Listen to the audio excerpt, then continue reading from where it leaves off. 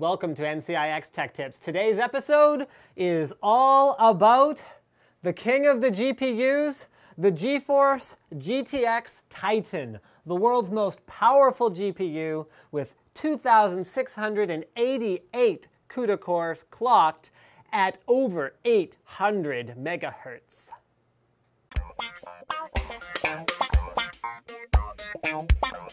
All of this while staying within the same power envelope as the previous GTX 680, 250 watts.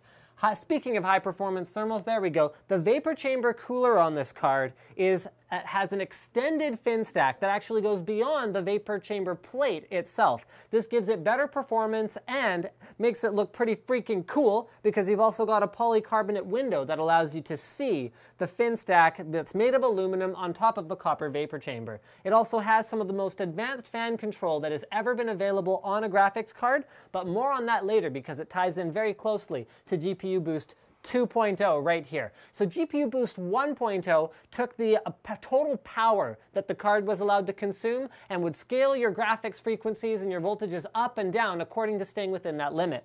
For GPU Boost 2.0, which is right now only available on the Titan, NVIDIA went, okay, back to the drawing board with this. Instead of making it power related, let's make it related to temperatures. Because temperatures and voltages are what kill GPUs, not necessarily the overall power consumption of the board. So now, if you have thermal headroom left on your card, say for example, if you were using water cooling, your card would just boost itself up as high as it could possibly go and just stay there. You just have to keep temps under control.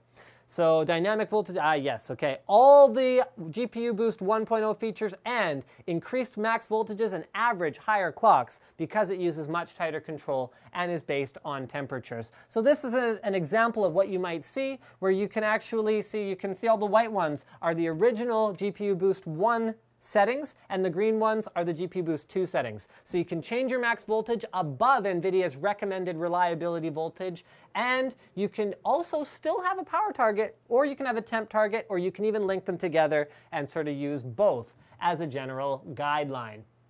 So GPU Boost 2 takes your base clock and gives you a significantly higher boost whenever there's power to spare because of that temperature thing I talked about before.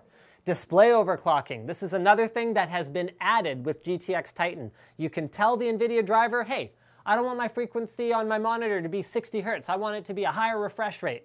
You can try it. Dial in 70, dial in 80, dial in 90. See what your monitor is capable of. Without image quality degradation, some monitors are capable of running significantly higher than what they shipped at. However, NVIDIA is not guaranteeing that your monitor warranty will still be valid if you do things like this, because just like any overclocking, it can affect the reliability of the components, and it might not even work at all. But at least the option's there, and you can try it out.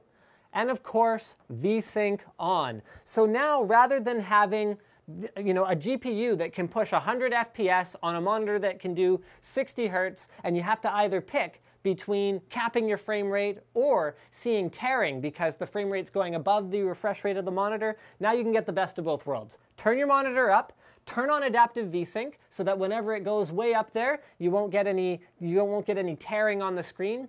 And when it goes below, then it turns VSync off so that you can see all the frames that you're supposed to see. So those two features together will enhance the smoothness of your gaming experience, which leads us to performance. We're going to focus on Crysis 3 in a 4.4 gigahertz 3770K equipped system, such as the G3 right here next to me. So at 1080p, DirectX 11 very high with 8 times anti-aliasing and 16 times anisotropic filtering, the GTX Titan gets 75.5 FPS, losing in our test here only to the GTX 660 Ti SLI.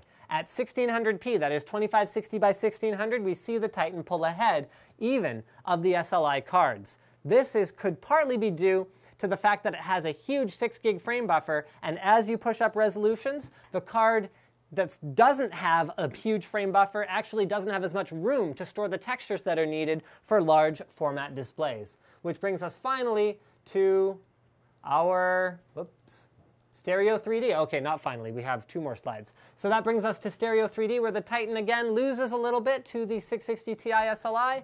And last but not least, our surround benchmarks. So in surround, the Titan puts up a pretty good showing here as well. However, we see that Crysis 3 is still a very demanding game, especially once you start to amp up the resolutions. So without further ado, this is the Titan at a value price of only $1,000. So no, not everyone can afford it, but if you want the fastest single GPU card on the market, this is it, baby. Thanks for watching this episode of NCIX Tech Tips, and don't forget to subscribe.